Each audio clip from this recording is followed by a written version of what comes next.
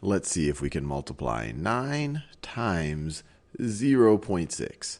9 times 0.6. Or another way to write it, we want to calculate 9 times 0.6. I'll write it like this, 0.6. We want to figure out what this is equal to. And I encourage you to pause the video and try to figure it out on your own. And I'll give you a little bit of a hint. 0.6 is the same thing as 6 divided by 10. We know that if we start with 6, which we could write as 6.0, and if you were to divide it by 10, dividing by 10 is equivalent to moving the decimal place one place to the left. So 6 divided by 10 is 0.6. We're moving the decimal one place to the left. So I'm assuming you've given a go at it, but what I'm going to do is use this that we already know to rewrite what we're trying to multiply. So 9 times 0.6 is the same thing as 9 times 0.6 is 6 divided by 10. And this expression right over here, we could either do the 6 divided by 10 first, in which case we would get 0.6, and it would turn into this problem, or we could do the 9 times 6 first. And so let's do 9 times 6, which we know how to calculate, and then divide by 10, which we also know how to do. That's all about just moving the decimal place. So we could write 9 times 6. 9 times 6, we already know is 54. I'll do that in orange, is going to be 54.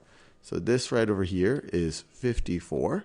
And now, to get to this expression, we have to divide by 10. We have to divide by 10. And what happens when we divide something by 10? And we've seen this in previous videos, why this is the case. This is all about what decimal notation means. Each place is 10 to the place, it represents 10 times as much as the place to its right, or each place represents 1/10 of the place to the left. So 54 divided by 10, this is going to be, you could start with 54,